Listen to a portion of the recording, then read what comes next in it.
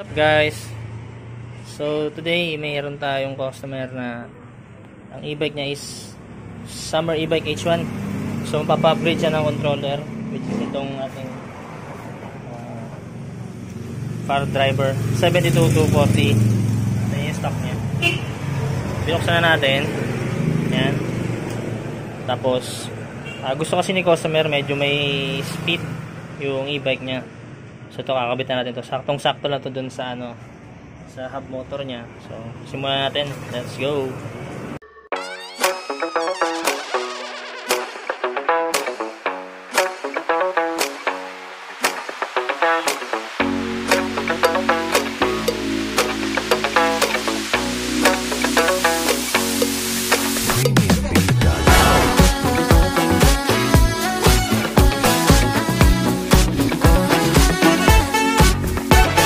Guys, proceed naman tayo sa wiring kasi sinagabit na natin yung controller. Ayan. So ito yung socket. Ito. Ito yung socket. So yung kakabit natin is programmable controller, which is the car driver. So naka 72 volts sa 32 Ah siya na battery. Then 25 watts daw. Pero nasa 1,000 lang yan or 1,200. So let's go. Kasi kumain tayo.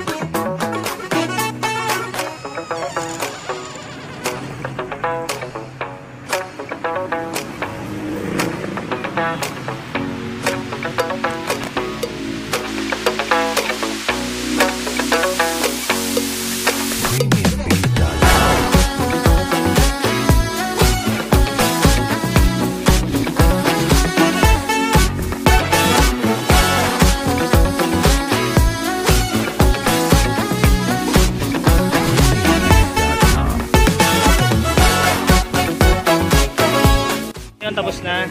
Ha? Sino? CJ? Okay. So yan, tapos na yung pag-install natin ng controller. Testing natin speed 3. Speed 1 muna, speed 1. Speed 1. Speed 2. Speed 3. Hihi.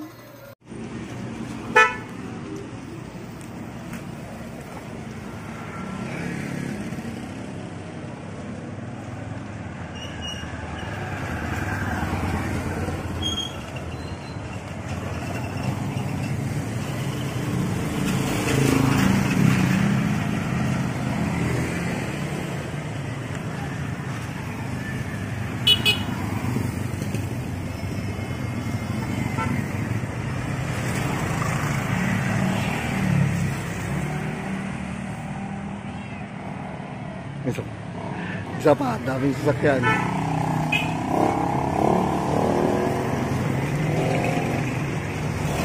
So okay, tapos na. I-deliver natin ito sa ating customer. Medyo malapit lang naman siya dito. Ayun, i-bike niya ngayon. Bali yung pina-upgrade niya is controller, which is 72240. And then nagpa-lifter sa likod kasi medyo mababa daw. At sa side jumps, yun yung common issue ng mga ganitong e-bike. So yun lang. Thank you.